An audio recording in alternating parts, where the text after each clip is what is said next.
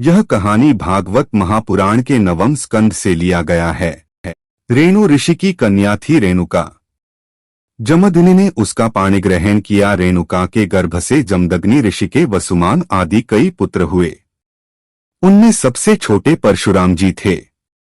उनका यश सारे संसार में प्रसिद्ध है। कहते हैं कि है वंश का अंत करने के लिए स्वयं भगवान ने परशुराम के रूप में अंशावतार ग्रहण किया था। उन्होंने इस पृथ्वी को 21 बार क्षत्रियहीन कर दिया। यद्यपि क्षत्रियों ने उनका थोड़ा सा ही अपराध किया था। उन दिनों है वंश का अधिपति अर्जुन। वह एक श्रेष्ठ क्षत्रिय था। उसने अनेकों प्रकार की सेवा शुश्रूषा करके भगवान नारायण के अंशावतार दत्तात्रेय जी को प्रसन्न कर लिया और उनसे 1000 भुजाएं तथा कोई भी शत्रु युद्ध में पराजित न कर सके यह वरदान प्राप्त कर लिया। साथ ही इंद्रियों का अबाध बल, अतुल संपत्ति, तेजस्विता, वीरता, कीर्ति और शारीरिक बल भी उसने उनकी कृपा से प्राप्त कर लिए थे। वह योगेश्वर हो गया था। उसमें ऐसा ऐश्वर्य था कि वह सूक्ष्म से सूक्ष्म, स्थूल से स्थूल रूप धारण कर लेता। सभी सिद्धियां उसे प्राप्त थीं। वह संसार में वायु की तरह सब जगह बेरोकटोक विचरा करता। एक बार गले में वैजयंती माला पहने सहस्रबाहु अर्जुन बहुत सी सुंदरी स्त्रियों के साथ नर्मदा नदी में जल विहार कर रहा था।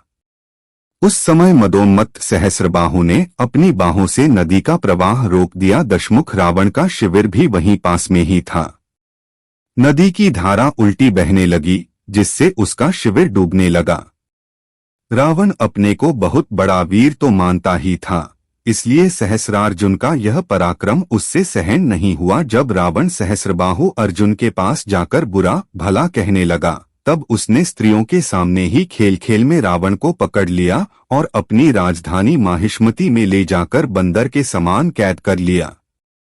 पीछे पुलस्त्य जी के कहने से सहस्रबाहु ने रावण को छोड़ दिया। एक दिन सहस्रबाहु अर्जुन शिकार खेलने के लिए बड़े घोर जंगल में निकल गया था।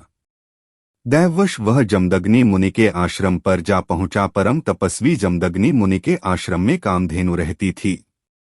उसके प्रताप से उन्होंने सेना, मंत्री और वाहनों के साथ हैहयाधिपति का खूब स्वागत सत्कार किया। वीर हैहयाधिपति ने देखा कि जमदग्नि मुनि का ऐश्वर्य तो मुझसे भी बढ़ा चढ़ा है, इसलिए उसने उनके स्वागत सत्कार को कुछ भी आदर न देकर कामधेनु को ही ले लेना चाहा। उसने अभिमानवश जमदग्नि मुनि से मांगा भी नहीं, अपने सेवकों को आज्ञा दी कि कामधेनु छीन ले चलो। उसकी आज्ञा से उसके सेवक बछड़े के साथ बावा डकराती हुई कामधेनु को बलपूर्वक माहिष्मतिपुरी ले गए। जब वे सब चले गए, तब परशुराम जी आश्रम पर आए और उसकी दुष्टता का वृत्तांत सुनकर चोट खाए हुए सांप की तरह क्रोध से तिलमिला उठे। वे अपना भयंकर फरसा, तरकस, ढाल एवं धनुष लेकर बड़े वेग से उसके पीछे दौड़े। जैसे कोई किसी से न दबने वाला सिंह हाथी पर टूट पड़े। सहस्रबाहु अर्जुन अभी अपने नगर में प्रवेश कर ही रहा था कि उसने देखा परशुराम जी महाराज बड़े वेग से उसी की ओर झपटे आ रहे हैं।